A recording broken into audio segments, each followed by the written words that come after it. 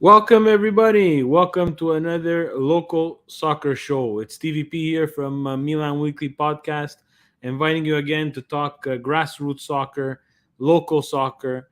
In Montreal, in Quebec. We went to the provinces, we went to the States, we're going to go to Europe. But today, we have a really special guest, a fantastic gentleman doing great work with one of the most undervalued positions in our game, something that not a lot of people think about, but very important, and that of course is the goalkeeping position. Guys, I want to just start off today a little bit on a somber note. My condolences goes out to the DeTulio family, guys, for the loss of Jason. I cannot imagine what you're going through right now. The local soccer show, something that Jason was excited, and I had the pleasure and the honor of having him on multiple times to talk local soccer and to pick at his vast knowledge of soccer and the game and his experience. Guys, to all the friends and family, friends that are also friends of mine, guys, I I give you my sincere condolences. I hope that you do what you continue to do and continue to promote and do what you do in local soccer and make him proud. And I'm pretty sure he's going to be looking over all of you and making sure you guys stick on the right track, especially for the game that he loved. Again, condolences to the Tulio family. Guys, tonight's show, great guest. We're going to get it started with the intro and we're going to take it from there. Let's go, guys. Local soccer show.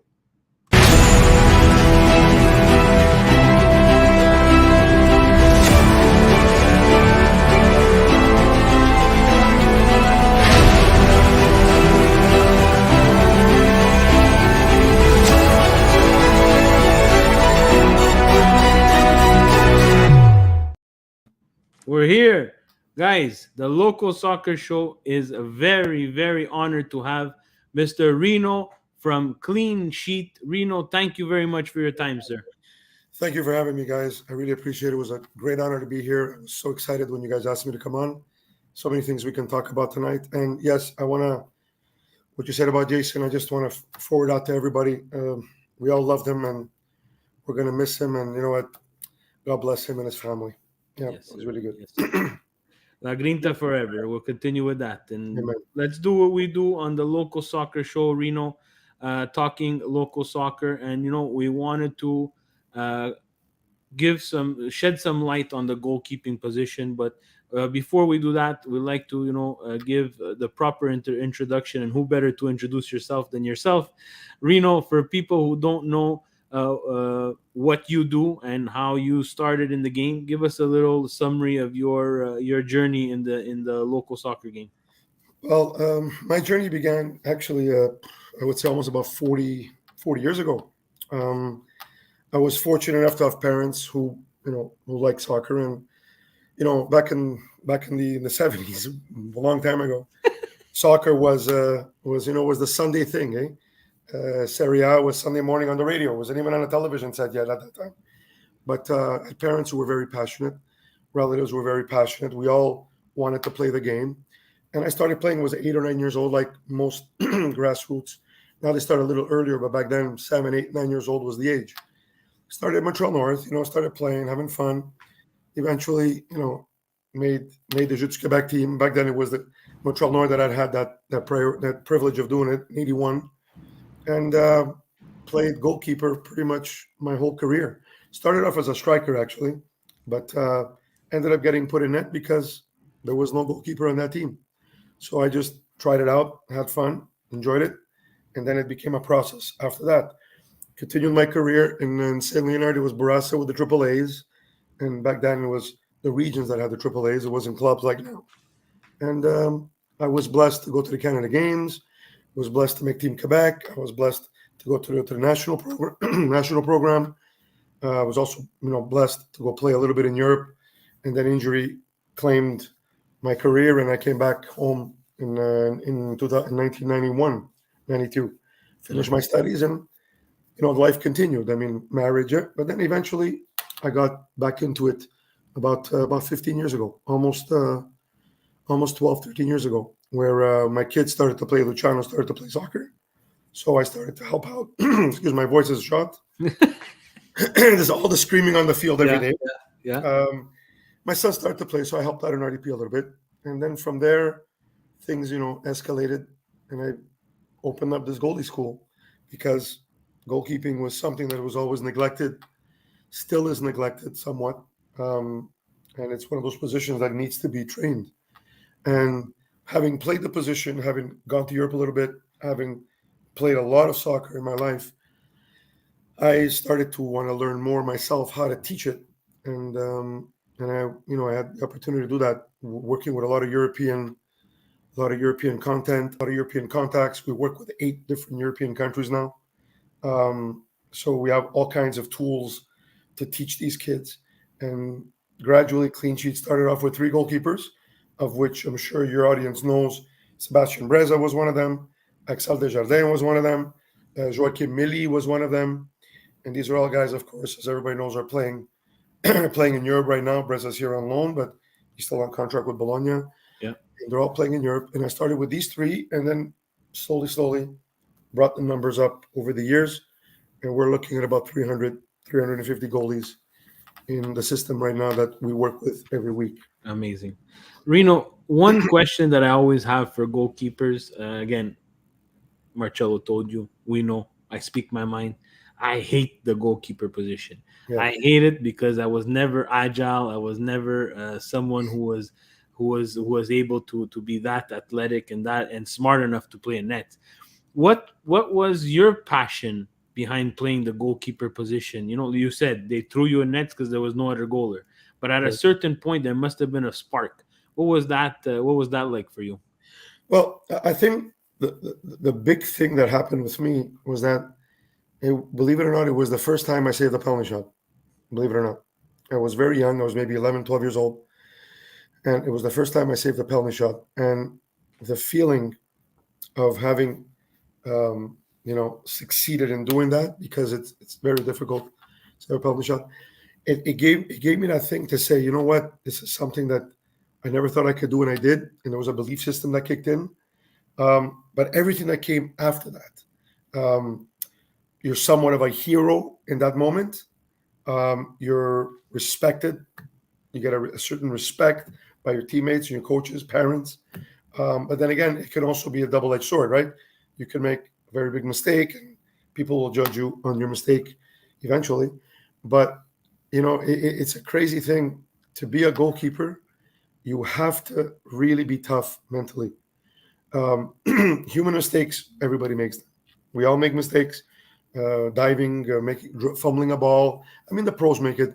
Goalkeepers that make $7 million a year make those mistakes. But you have to really, really be tough mentally to be a goalkeeper, because the pressure is always on. Your strikers will miss 5 breakaways. No one says anything. Your midfielders make 10 mistakes. No one says anything. Your defenders make hundreds of mistakes. It's still 0-0. Yeah. Goalkeeper makes 1 mistake and you lose the game 1-0. Yeah. Yet they will not remember what the other players did. They remember your mistake. So it is a little tough mentally.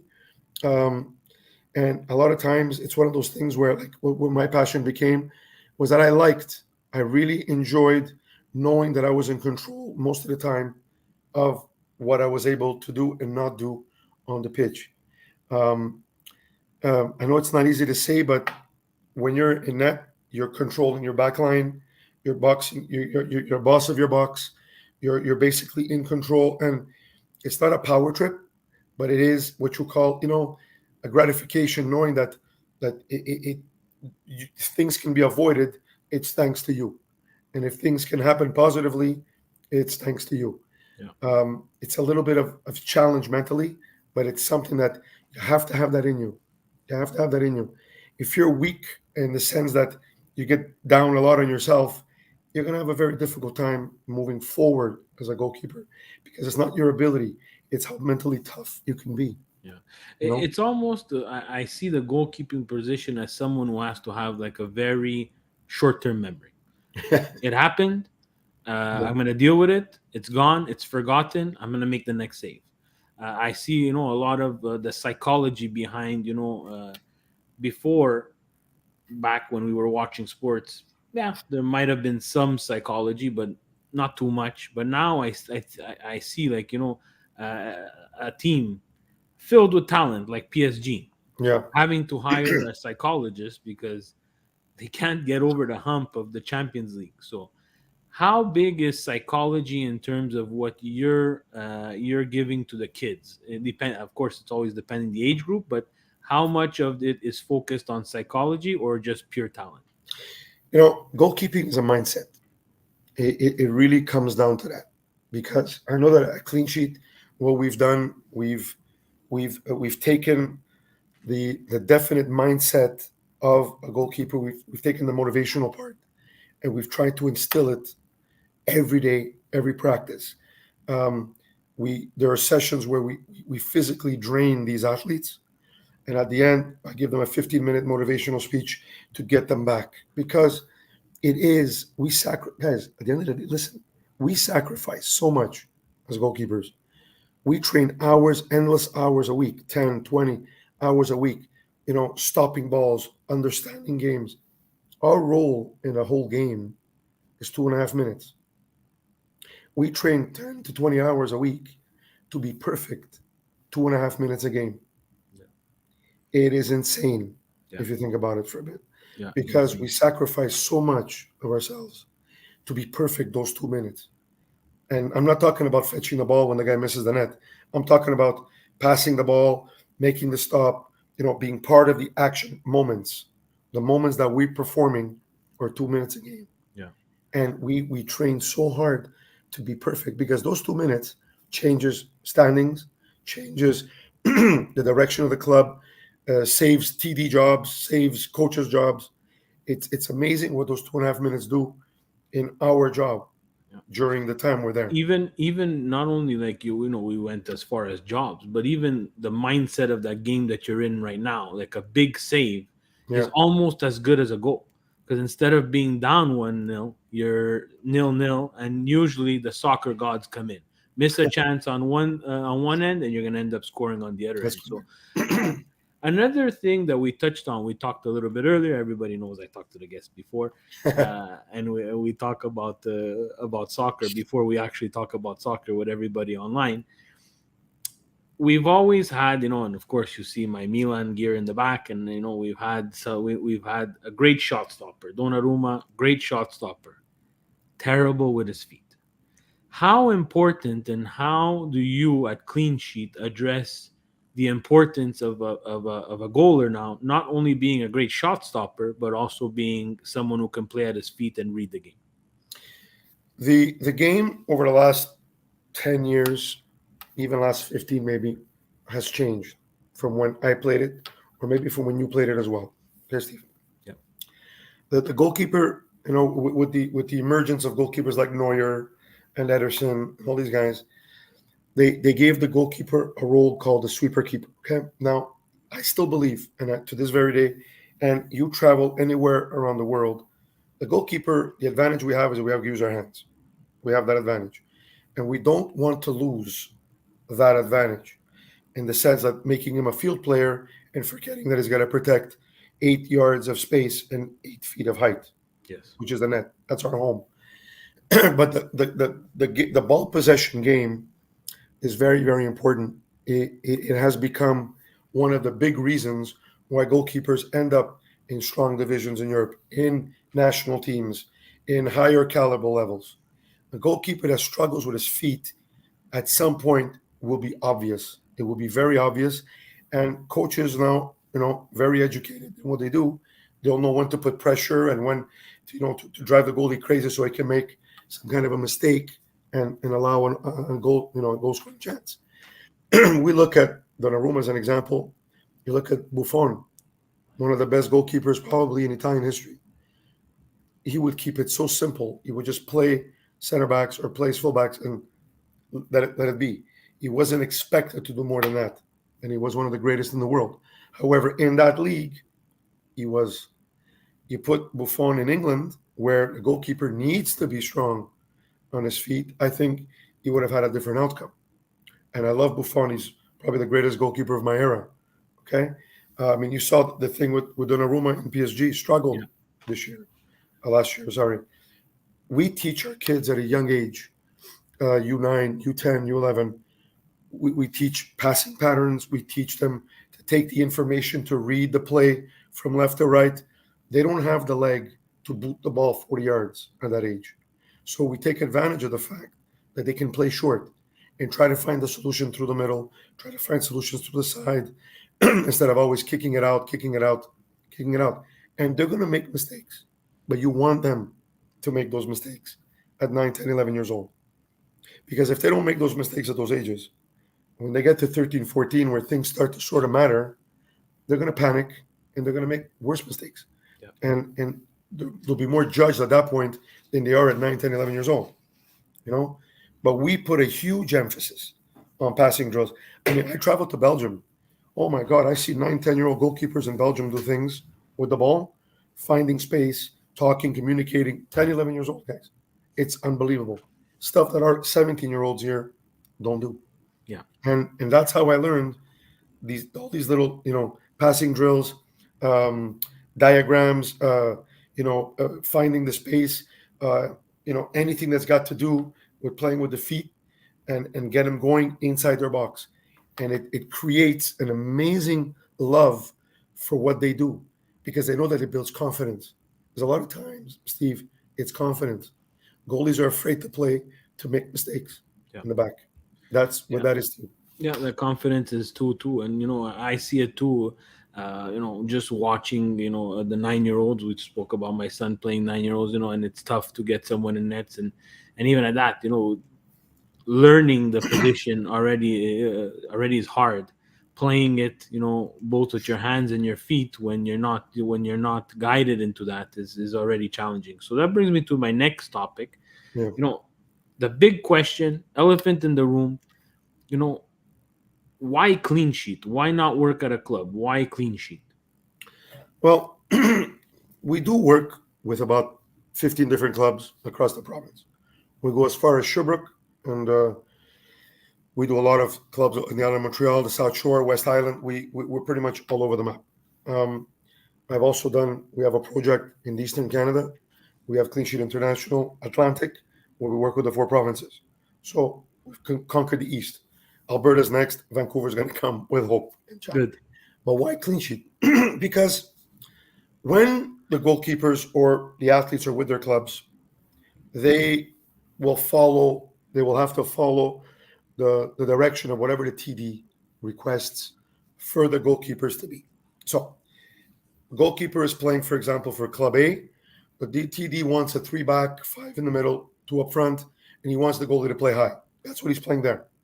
They go to Club B. Well, they're playing with a 4-back, wants the goalie a little bit more behind.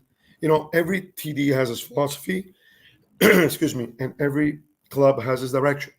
So that goalkeeper is working with what their TD requests. And when we go in as an entity in these clubs, we adapt to the needs of the TDs and we adapt to the needs of the goalkeepers within that club. When they come privately to us, we're able to show them every other tool possible because we have the time. When we go to a club to go work there, we have 40 minutes with the goalie, and then he goes with the team, and then we evaluate him during the scrimmages, the 1v1s, the corners, the crosses, whatever. When they're with us an hour and a half, and we do a lot of the extra work that needs them to be better when they go play with their teams. And that's the difference. What they get with us is really, they get the full training process, from the tactical to the technical, to the physical to the mental. They get it all. Sometimes all in the same hour and a half. And it's discipline. We work a lot on discipline.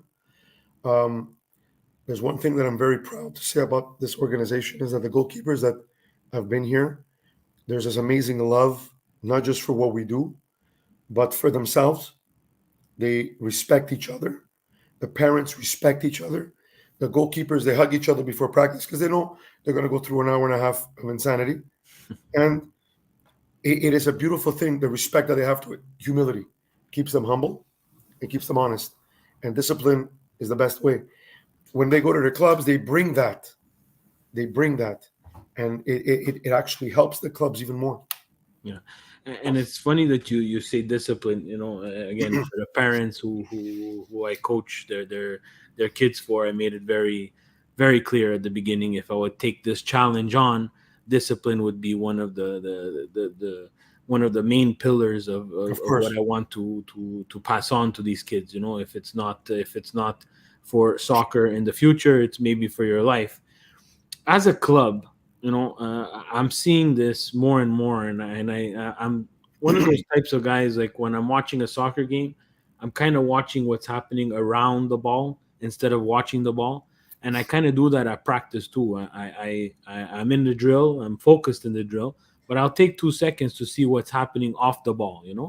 And what I'm noticing is that clubs, and again, I'm going to say multiple clubs. I'm not going to pinpoint a particular club, but we're losing the discipline aspect, and the generations are changing. Right? When me and you played back in the day, we would not answer back. We would not say why are we doing this. We would not have any response but yes or no, and let's go, let's do it, let's get it done. What I'm seeing now in the generations, and I don't know if you've seen it at Clean Sheet, are the generations changing, Reno, and do we need to adapt or do we need to hold firm on discipline? I think we need to hold firm on discipline. And the reason why I say that is because, look, we're part of it. I call it the PlayStation Nation. Yes. We're part of a completely different era right now. And the one thing that we've done to a lot of these kids is that we've taken away the accountability factor. And I have no problem with the way people raise their children. I have 3 kids of my own. I got 300 kids that I parent at Clean Sheet. And I believe that we've taken away their ability to be accountable. And we've taken away the thing where they have to, be more responsible in what they're doing.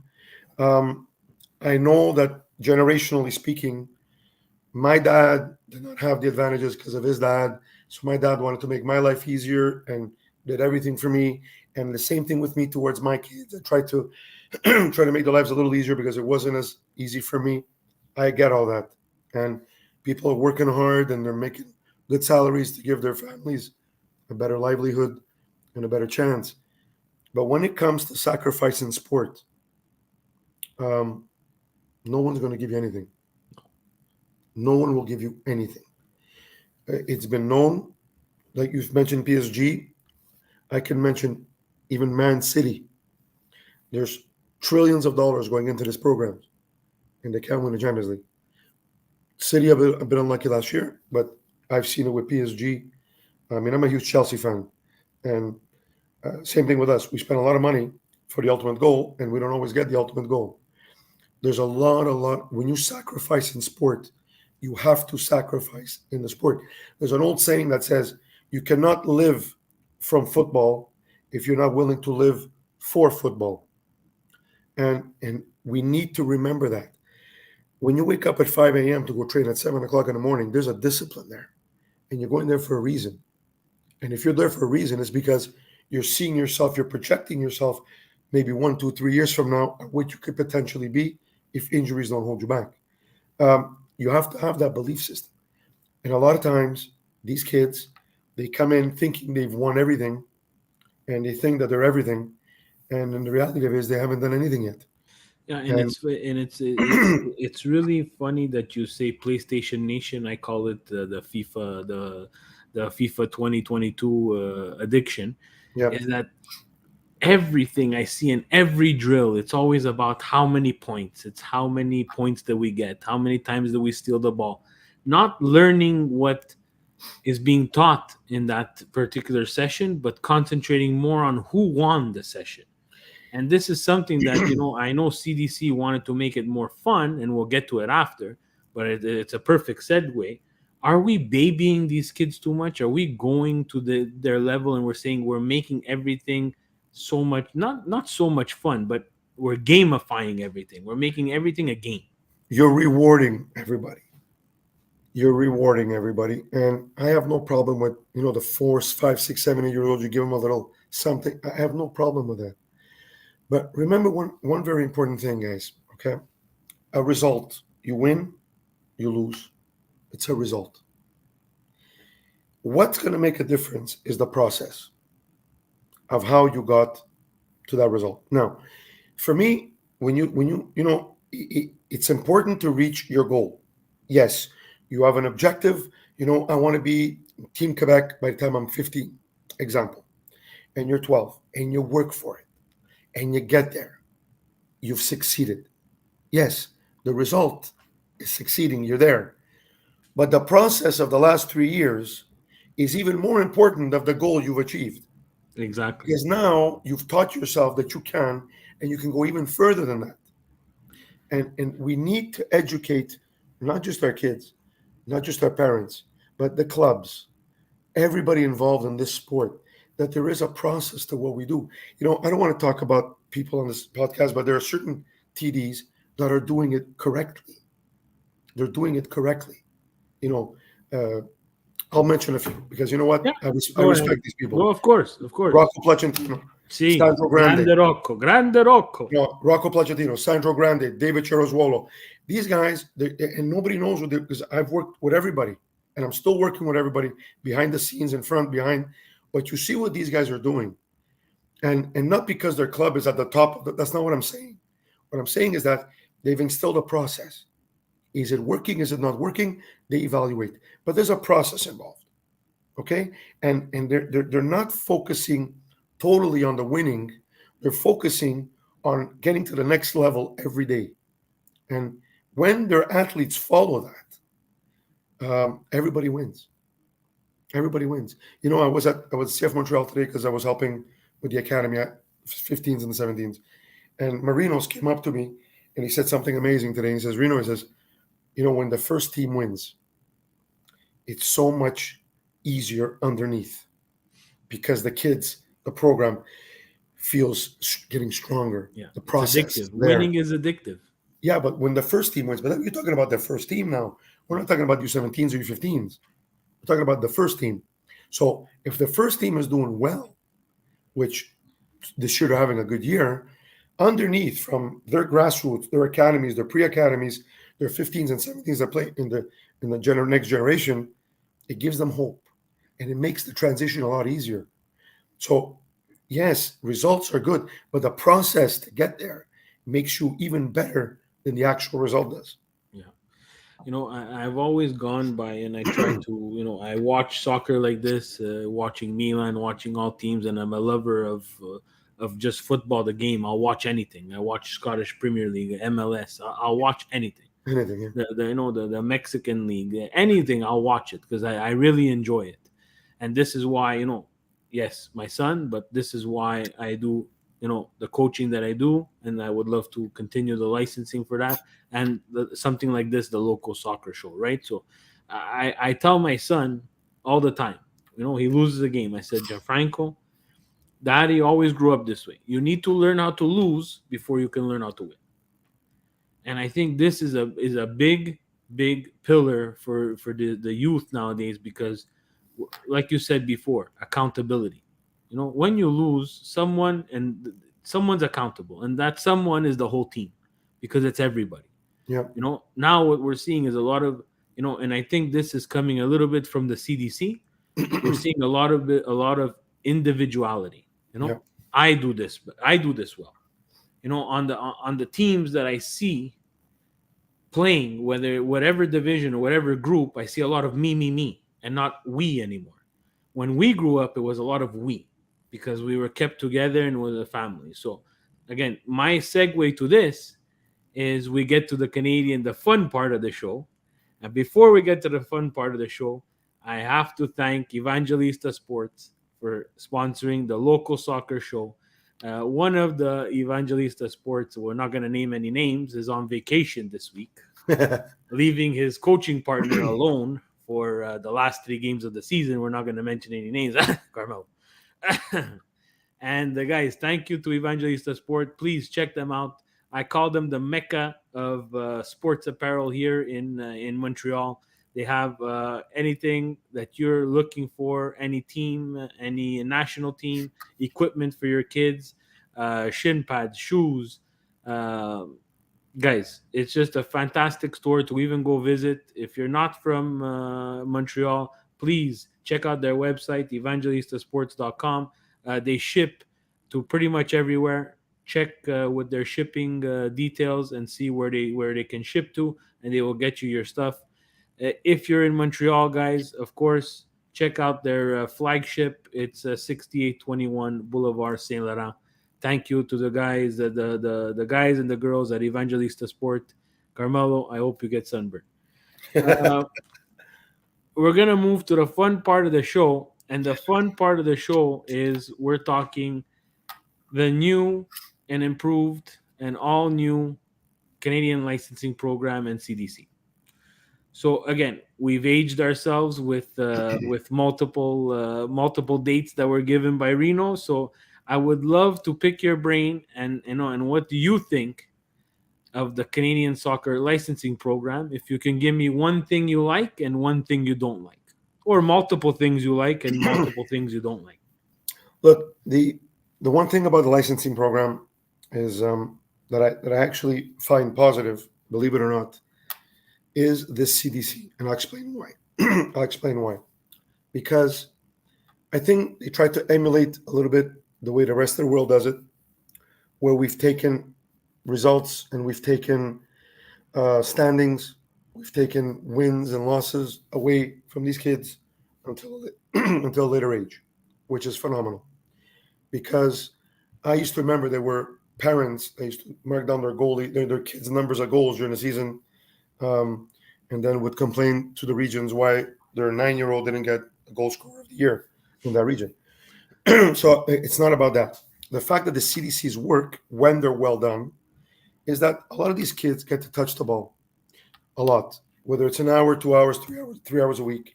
They get to touch the ball in different situations because you want to develop a player technically, you want to develop him technically, because once he's developed technically, we can the transition into tactically is a little bit easier. If a player cannot dribble a ball, you cannot expect them to be a winger. If the kid does not know how to stop, trap a ball, or pass a ball, you cannot play defense. You it's nice to say that they're positions, and everybody wants to be a goal scorer. Everybody wants to score goals, but that's not the only objective in football. Okay, yes, it is to win, it's to score, but there's other jobs available too on that pitch. I think the CDC what it does, and if the parents can be patient a little bit as to regards giving the clubs a chance to develop their kids technically, I think it could bring in the next 2 3 years we could see a huge improvement in the quality games that we see at 13 and 14. All right, we're developing more players. We are a very talent rich province in Quebec. We have so many nationalities here. I used to be technical director at Panellinos many years ago, and every team had 10 nationalities.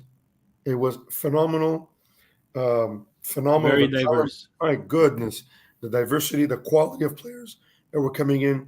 Um, we have talent, but if we can, secure that talent within a system and allow these kids to express themselves technically and then eventually tactically within this program, I think we're going to have something really special in the next 2 3 4 years.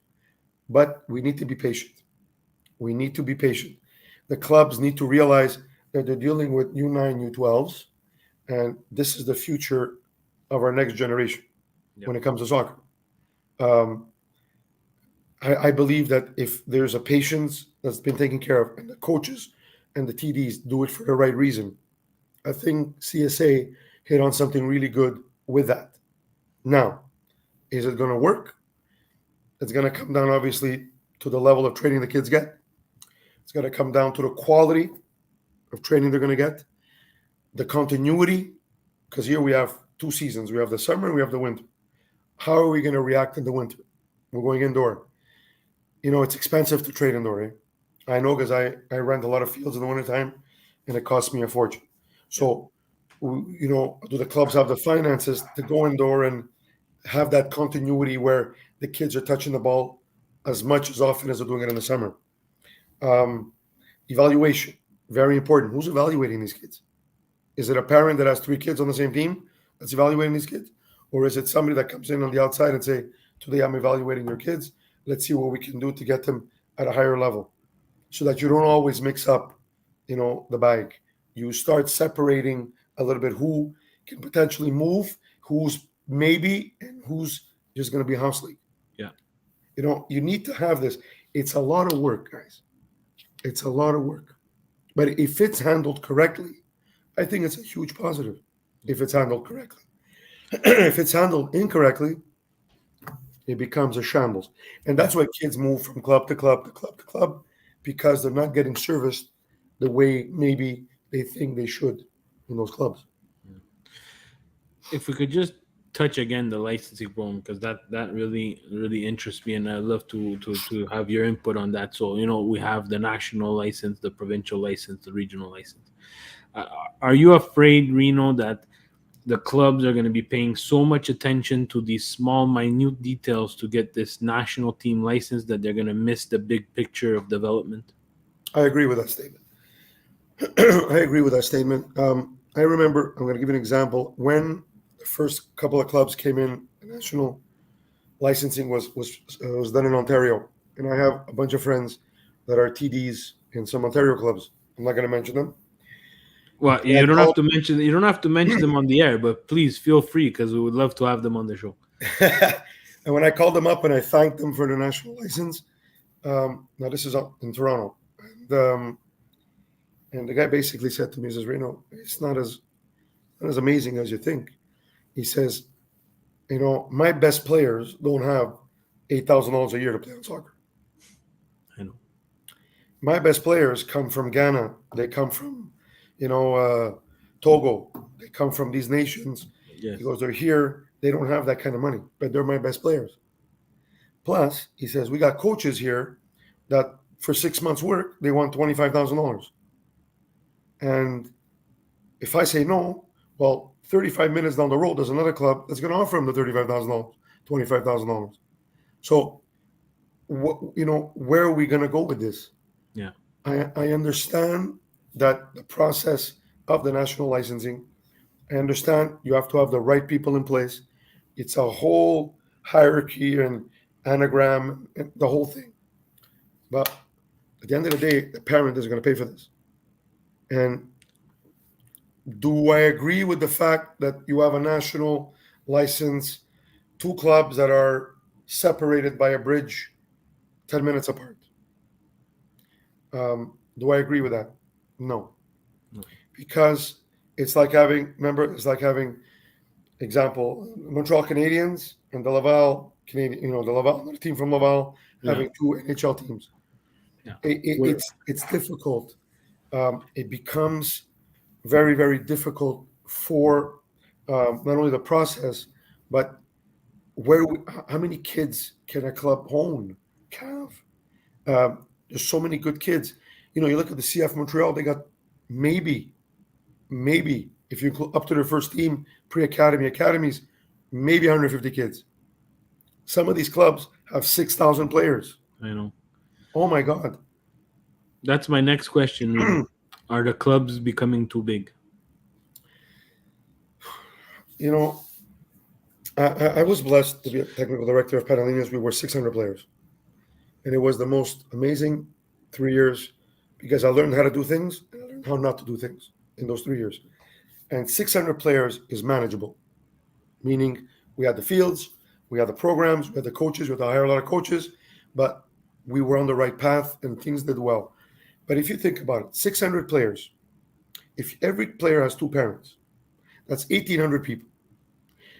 If 80% is a good ratio of success, you still have a 360 people problem.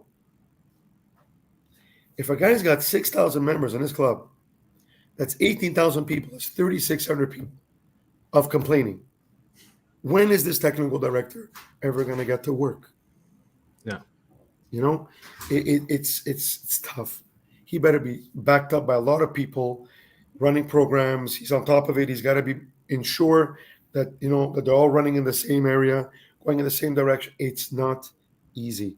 Yeah. Not easy. to run a club of that magnitude. And that's why a lot of programs fail. That's why a lot of TDs get fired, and great TDs have gotten fired because of situations like that. Yeah. And it's unfortunate. It's unfortunate, and the other thing that I'm worried about is that everybody's focusing on this national team license, and they'll do everything to get the national team license. Will it become the norm, and then we'll have on, let's say, the island of Montreal, 6 or 7 or 10 national team licensing, and then we're back to square one again? I hope that they don't go back to square one, because it would be a big failure if they do that. I think it needs to be tweaked. I think it needs to be reevaluated regularly. Are these the best 14 or 10 or 12 national clubs? Are they? Are these the best 20, 25 provincial clubs? Are they the best? What are we basing our criteria on? Is it finance? Is it its structure? Is it how many fields a club has? Um, I think there are certain clubs that are regional clubs right now that are stronger than most provincial and some national clubs. Not only administratively, but even tactically on the pitches. Yeah. Um, there are some clubs further down have a national license, and they're getting whipped every weekend in the PLGQ. Um, I don't know, guys. To me, personally, I believe that yes, you want to maintain that system, it's fine, but let the right decisions be made for the right reasons. Um, some clubs don't even have TDs. You know, uh, some clubs don't even have a full-time TD, and they got provincial licenses.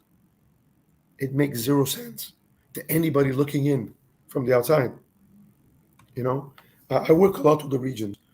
I've been blessed to be able to work with Concordia. I mean, my staff, they work with other regions because they're goalie coaches for Sport Institutes and other regions. And we see it every day, every day. What we're trying to teach these kids, whether it be for goalkeeping or whether it be football in general, when they go to their clubs, it's a completely different direction. Yeah. Like, can we work all of us together? Because at the end of the day, guys, it's not about me. It's not about you, Steve. And it's not about anybody else. It's collectively. Learn from me. I want to learn from you. I want to learn from him. Let's try to get it all together. Yeah. And at some point, people will notice that, wow, we're all moving in the same direction.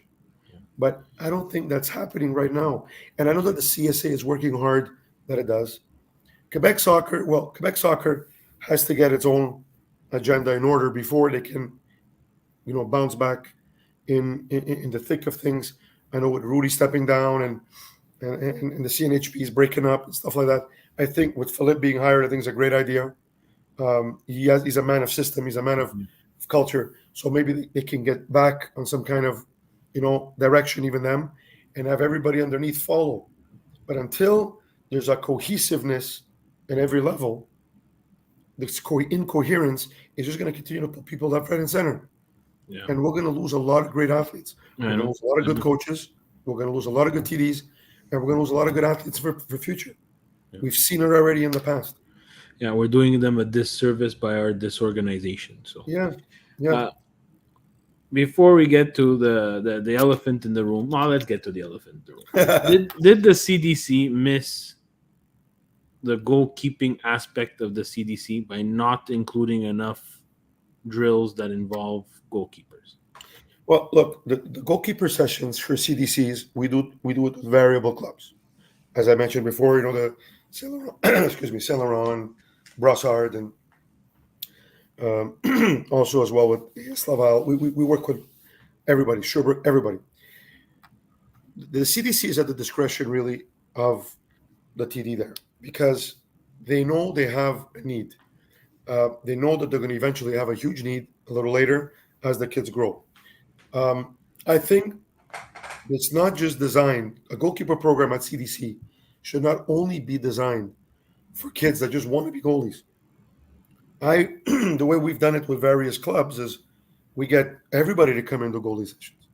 Not every day, not every week, but we get, okay, these 10 today, come and have him a striker. Come and learn the position. Because that's what the CDC is about. The young kids being able to express themselves on the pitch, finding a position, finding a love for the game, touching the ball as much as possible, learning about different positions. Well, today you're a striker, tomorrow you're a defender, and the next day you're a goalkeeper. And what you're doing is you're increasing the knowledge of these little athletes until they're able to make a firm decision for themselves on what they want to do. I know a good friend of mine who's coaching a team in U11, U10, and he would rotate. He would rotate every game. Yesterday you played as a right back. Today you're going to play as a center back. The one that was a center back he's going to play the next center back, and he would rotate even goalkeepers every game. He didn't care about results. Yep. Sometimes he would beat 10-0. Sometimes he'd win 10-0. But he was giving everybody a chance not only to work at training, but in games feel that pressure of being a goalkeeper, feel that pressure of being the last man, feel that pressure of being a striker, when originally they wouldn't be. And that's the beauty of the CDC, if it works. It's to really allow the athlete, the young athlete, to divulge, to get in there and divulge himself in any situation that makes him fall in love with the sport even more. And that's what will make him a better player later. That's why we don't recommend 7-year-olds, 6-year-olds to come and do only goalie training. We would prefer that he does everything else as well. He has to fall in love with the game in order to then be more precise of where he wants to go. Yeah, well said. Well said about rotating the position. It's very important to try to get them used to different different angles, different mechanics wherever they're playing on the field. I have again, comes from Presidente. So you spoke with Marcello. It's very important that I ask his question, or else he cuts the bill, and I have no more local soccer show. So, true or false, in your opinion? Our perception is that the development of goalkeepers at the grassroots level is not given significant importance. Is that true or false? Well, it's not that it's not given significant importance. It's part of the program. It's part of the platform. Okay. What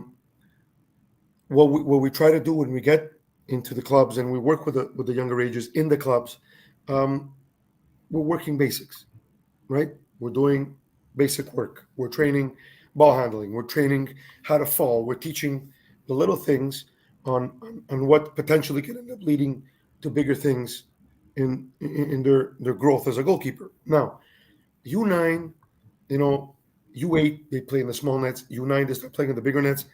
What we do is we try to give them that once a week or that twice a week, that culture, the goalkeeping culture of what it is. Now, is it a must at U9 and U10? I'm not completely 100% sure that it is a must. And I'll explain to you why. Because going back to what I said before, these kids are playing soccer because they love soccer. And there's nothing more beautiful than having a 9-year-old with the shins that are bigger than him, shin guards, with shorts that go all the way down past his calf muscles. Yeah. The shirt that looks like he's wearing a gown with a headband and cleats and running after a ball. There's nothing more beautiful than that. Running after a ball, and they used to call it like the grape. The grape where you have everybody around the ball and they're running with it. Let them have fun. Give them a bit of stress every now and then, but let them have fun. When we start talking U11, we start talking things a little different, because in 2 years these kids are going to be in the PLGQ. They're going to be in the higher leagues. They're going to have to be prepared. And I think that at that age, kids are sponges. They'll absorb everything. They'll learn so much.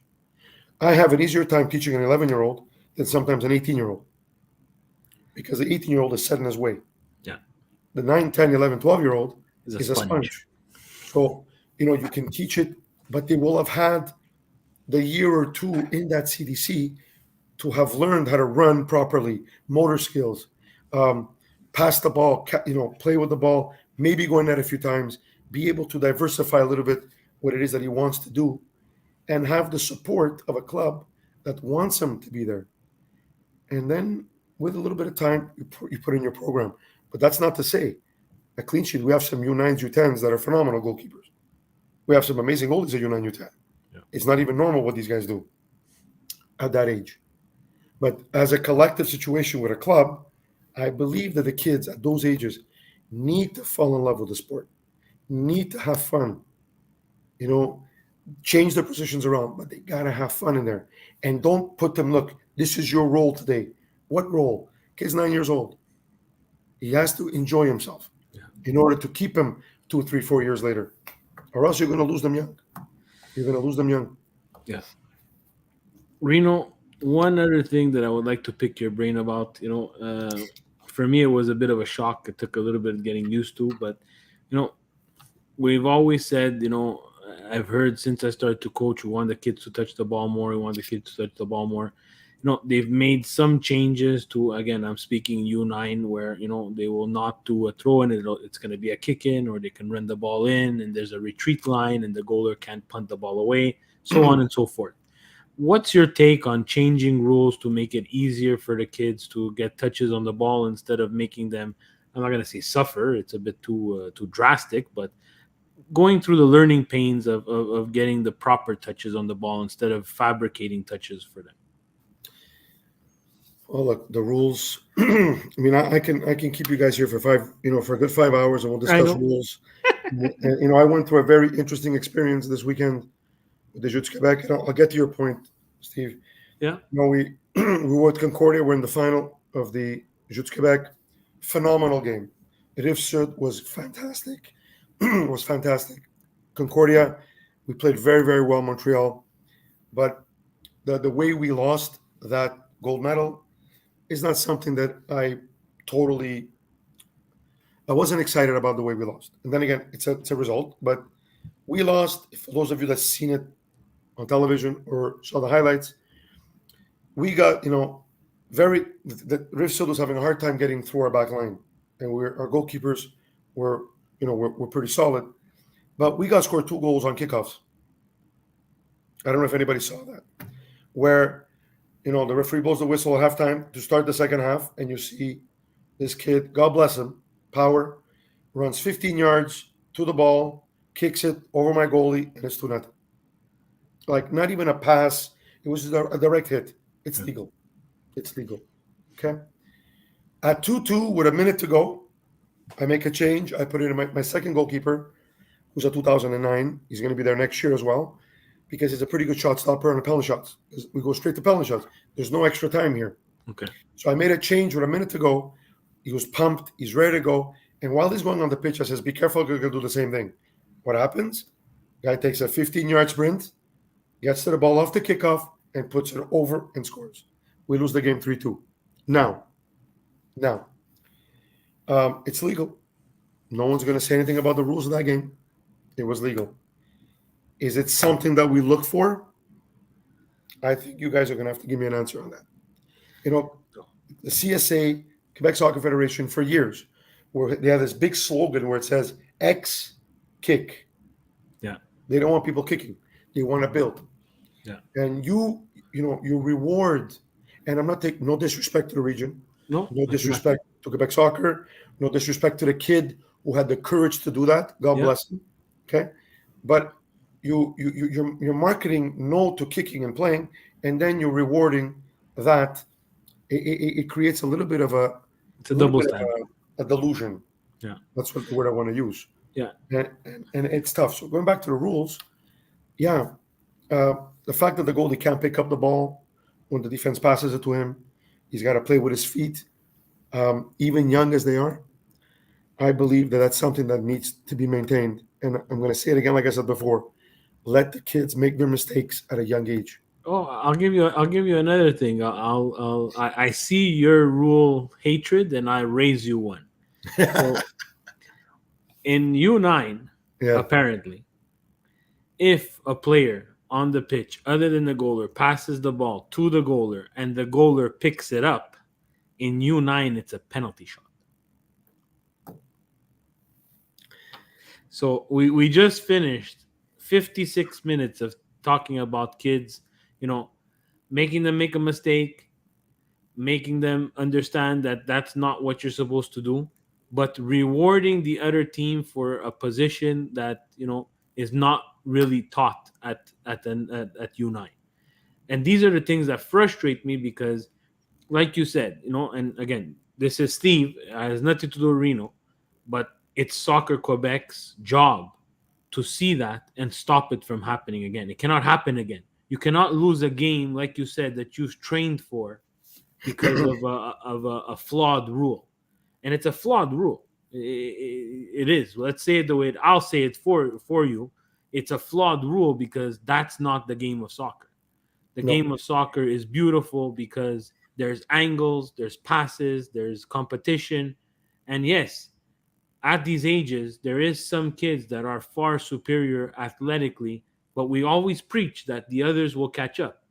And if we let these things continue to happen and they do not change, then Reno, we're doing everybody a disservice. Everything we do is a disservice. look, was it really a penalty shot or was it a free kick? No, it was the ref gave him a penalty shot. I said it should be a free kick, so we can teach them that there's a wall, Yeah. there's some kind of game action. He want nothing to do with it. And you know what? I tipped my hat to the ref. He showed me the rule book, and in fact, the rule says it should be a direct free kick.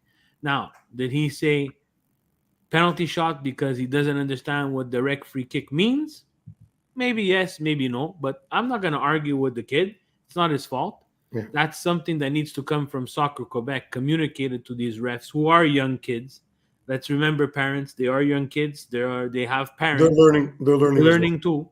Yeah. And I'm not one to either. Back in the day as a player, was not nice to these kids, these refs. I was not a nice person. Yeah. Now, as a father, I've learned, and I want to be nice to them, and they're learning, so it's not on them.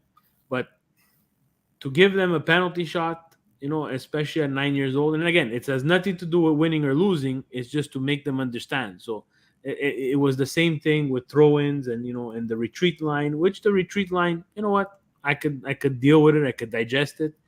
The throw-ins, that's the game. For me, I look at it as who are we to change a game that's this old?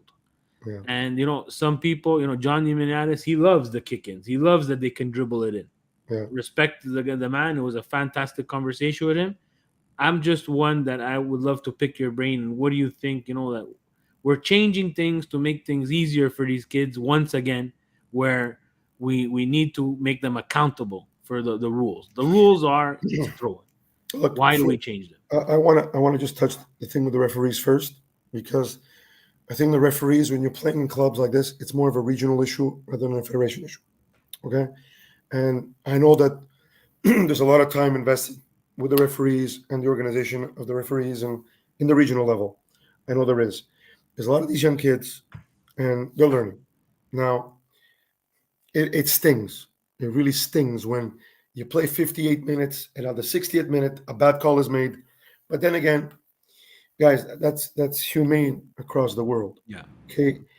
What bothers me about that is that when you as a coach, 35 years old, 40 years old, 28 years old, are trying to talk to this referee who's maybe 15 years old at the end of the game, and you go up to him and you say, son, this, I think you got to be careful because that wasn't the right rule. I don't care about the result. Yeah. And that kid turns around and writes a report saying that you were aggressive with him when you're trying to help him. Yeah. That needs to be addressed even potentially more than the mistake he made on the field. Yeah. Because he's 15 years old and he's made a mistake. He doesn't realize it. But what you're doing is you're trying to help him. Now, let's understand, there's a lot of crazy people out there. Yes, sir. Who are going to yell at him and scream at him. I don't welcome any of that. No. But when you got a couple of guys that go up to a referee and say at the end of the game, pick up your passports or pick up your game sheet, say, you know what, Steve, this was incorrect. I'm going to speak to the region. No disrespect to you, but you got to be careful. It wasn't a penalty shot. Yeah. It should have been a free kick. Now, the game's over. Nobody's upset.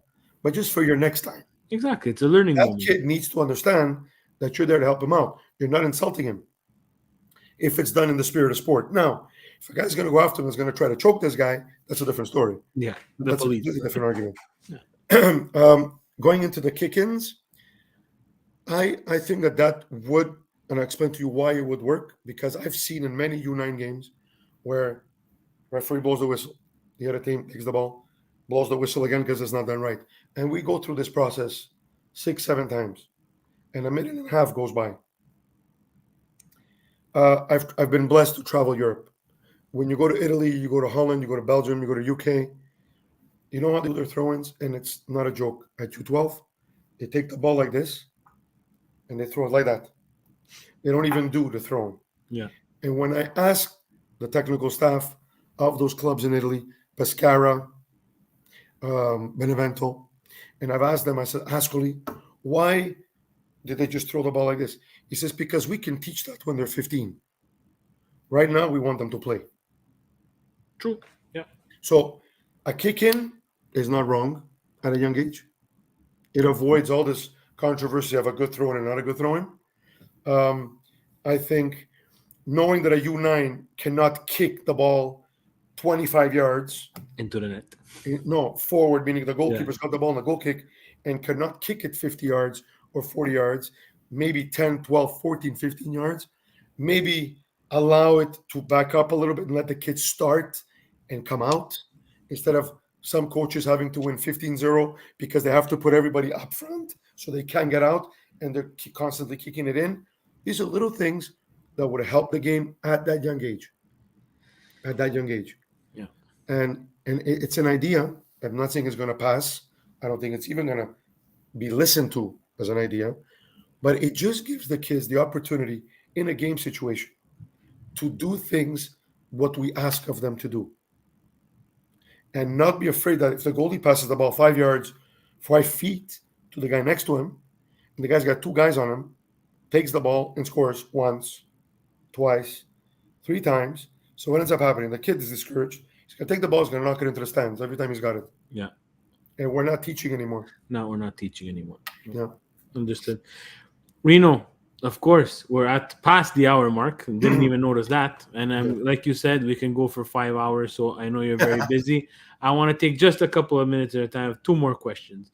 One question is, a lot of, I'm going to say, I'm going to generalize. I'm just saying, I've noticed that, in Quebec, in Montreal, we have, a lot of clubs who have these partnerships with, Valencia or Pescara, or, they choose a professional team and they create this partnership with this professional team where they exchange information. What I don't see a lot of is 2 clubs from the same city. I'm not saying they don't have to partner up. I understand there's a financial aspect in this, the registration fees and stuff like that. But, knowledge transfer within the TDs to help themselves. What do you think about that? And, especially like you having your own business in Cleansheet, sharing the knowledge instead of empire building.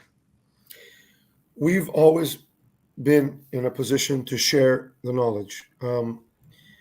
We look at the first clubs that we started to work with, like Saint Laurent with Rocco. Marco Masucci gave us a chance.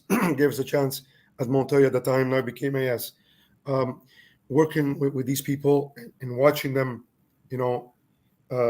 learning within their systems and trying us to adapt to what they need made us realize even more. Made me realize that, look, I'm not holding $1 million bill in the case of Paris here. Okay. We need to share the information. We need to work together because at the end of the day, guys, this has to stop where, it's because of me that Steve made it to Team Canada. It's because of me that George made it to a first division team in Italy. It's because of us, guys. Yeah. Us. Not only the coaches, the TDs, the players he's played with, but even the parents that supported this kid. The regions that supported this, like everything is together. If I'm going to go coach, example, and I don't coach with any club, I help every club. Every single club that needs help, we try to help. Every single one of them. And we have goalies all over the province that are playing for 1 million clubs. And they come to Cleansheet hours and hours away to come and train Saturday mornings at 8 o'clock in the morning. Why? Because that's the fraternity, that's the love, that's the discipline behind the culture of what we do. Yeah. Now, I have no, and it's nothing more beautiful to going and watch Team A against Team B and having two goalies, a clean sheet, playing against each other. It's beautiful for me. Yeah. I love it because there's competition. It's healthy competition. I think that the day that the I, me, myself, and I aspect leaves us, and let's try to help this kid collectively, I think that we're doing a lot more for the sport. Don't get me wrong. When they get pro, it's a different world. Yes. When they get, semi-pro as well, it becomes a little different. The mentality changes. But at the youth level, that the more we can give this kid, the better it is. In my business, um, and it's no disrespect to anybody else, but there's a lot of goalie coaches that don't work properly. They don't work properly. They might be good technically, but are horrible tactically. They could be good at tactical, but they're horrible technically. So you got goalies that when they come to us are doing things completely out of whack. Yeah. And the reason why I'm allowed to say that is because with the European, partners that we work with across Europe, when they come here and we're in relationship with what they're doing, which means we're doing something right. Yeah. But when you teach somebody to do something, and then he goes to his club and he's taught the complete opposite, this kid is confused. The important thing is, let's talk about it. Let's understand what we're doing. If this club wants a goalie to work like this, and he's coming to me, and I know he's coming to you, let's try to adapt to the needs of this goalkeeper, not to your personal needs, and not to my personal needs. And the day that soccer in this country or in this province understands that, we are going to be a powerhouse. People have to stop thinking for what it can do for them and start thinking about how can I make this athlete better. Our time is over, guys. I'm 52 years old. Mhm. I'm not playing for the national team next year. No. But I want to try to get as many kids possible going there or traveling and getting scholarships or getting to Europe or getting to the States or playing in the MLS or playing somewhere. It's not about me. It's about these athletes. Yeah. Them. Reno, I want to thank you so much for giving us your time. I have a quick, fun part of the show, quick fire questions, learn a little bit about you. And so, your favorite keeper of all time? Of all time, there's actually maybe two. Dino Zoff, obviously, legend. A lot of the people on your show probably don't even know who he is. No, no, they don't know. They don't know. Well, Buffon is in the same league, and I always had a huge love for for Tony Schumacher of Germany. He's a machine. Very nice. I grew up with Uh, those names. Yeah. your mentor? My mentor, my mentor, my dad, my dad. Your favorite? Well, you said your favorite soccer team. You're a big Chelsea fan, but if you follow Serie A, who's your favorite team in Serie A? Well, it was Juventus, but probably still is. Probably still is in Serie A. I just turned you. You just hated me for that, right? Yeah, Yeah. that's why we keep it for the end of the show. We can cut it off, Reno. Uh, Yeah. your favorite, if you have, like people might not know, but is there a goalie coach that you really, mold your teachings behind? Well, there's a couple. There was definitely a couple of goalie coaches in Quebec. I'm going to start with Quebec first before we go outside. You have some amazing goalie coaches in this province. You have guys like Jamel, who's in Yamaska area. He's amazing. You have also you have um, what's his name? Shoot, I forget the name, but Gilbert from Longueuil, phenomenal goalie coach. He's a TD there, but he's a phenomenal person. Then you go to Europe and you start looking at coaches that I've worked with. I've had the pleasure of working with Gary Osti out of Belgium, who is not human. He is definitely not human. The man is a machine. He does things on the pitches that are not normal. Tactically, physically, is a phenomenon. Giuseppe Guerra, which has traveled to Montreal many times, who technically is just an amazing educator. Even the degrees of how you put your body and the precision of what they do. I mean, Breza Worked a lot with Pepe Guerra when he went to Italy at the beginning. Now he's working with Payuca and Bucci, but I'm saying he was the beginning for him there. Phenomenal goalie coaches, phenomenal goalie coaches, and there are so many out there. There are so many out there. I've seen Spinelli work, amazing. Liverani work. So many great goalie coaches that I've been blessed to watch work and learn from. Because that's what I do. I learn from these people. Yeah. Your favorite food, Reno? Pizza or pasta? Pasta. Pasta. Okay, this sets me up for my ultimate question. Final one before we get to some serious stuff where you can tell people how they can contact you. Reno gets home from a clean sheet, heavy duty, training session in the afternoon, and you're gonna make yourself a plate of pasta. And in this plate of pasta, are you gonna select penne rigate or penne lisce? Penne regate. Yes, sir. You redeemed yourself for the Juventus.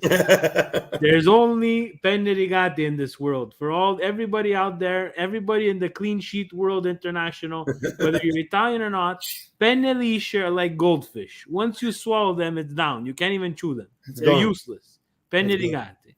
Reno, again, thank you. Thank you to everybody who tunes in to Milan Weekly Podcast, the local soccer show, and you listen to Reno about clean sheet. If you're going to listen and when you're going to listen, you're going to want to get in touch with him. So, Reno, if someone wants to get in touch with you and is interested in putting their son or themselves into Cleansheet International, how can they get in touch with you? Well, look, we have our Facebook page, at Cleansheet International. Reach us anytime. We're there. We also have an Instagram page, Cleansheet International page. Well, those are the two social networks we really use because I'm a little bit afraid to go on other sites because the vastness of the thing is I'm worried that maybe we're not be able to take everybody on board. But reach us, find us. If you have any specific needs, if they're private needs or if they're collective needs, let us know. It's the full package with us. It's the technical, tactical, the physical. We know, but it's a lot of motivation. We get into this, the mindset a lot, the culture. The whole objective of Clean Sheet guys is these goalkeepers. We try to make them, better today than they were yesterday, and try to make them better tomorrow than they were today. That is the whole objective of what we do. And they're never going to be perfect, but yet we search. We're working to be perfect, but they're never going to be perfect, and we know that. But we work for their perfection. A lot of repetition, discipline, intensity. There is the three H's, like I call it: humility, humbleness, and honesty. We work down that line, and if we can work together down that line, many things are possible. Many things are possible. Reno, an hour and 15 minutes. We could easily go for more, and maybe next time we'll do this in person, and we'll have a nice panini or a nice coffee together and enjoy and talk about soccer. So I want to thank you again, Reno, and everybody at Clean Sheet for what you guys do for developing goalers at the grassroots level. Guys, check them out if your son is interested in that. This is the direction to go to get some top class training. Reno, stay after. We're going to stay a little bit after. We're going to talk. We have Presidente in the background. He's going to have tons of questions for you off air. But guys, again, thank you to Evangelista for sponsoring the local soccer show. Guys, please check them out, evangelistasports.com. Mecca of Italian soccer gear and English Premier League, and they have a Dutch league and German, and they have everything. Spanish league. But not only that, guys, not only merchandise. You're looking for soccer cleats. You're looking for shin pads. You're looking for those nice, sexy headbands. They have that too. I think they even have underwear now. So evangelistasports.com. Check them out. If you're in Montreal, please, guys, you know where to go. It's 6821 Boulevard Saint Laurent. And then stop and have a nice coffee, have a cannoli, do something different in your life, but enjoy Little Italy and Montreal. So thank you again, Reno. Guys, have a fantastic Thursday evening. Enjoy your weekend. This was the local soccer show. Presidente, take us away. Thank you.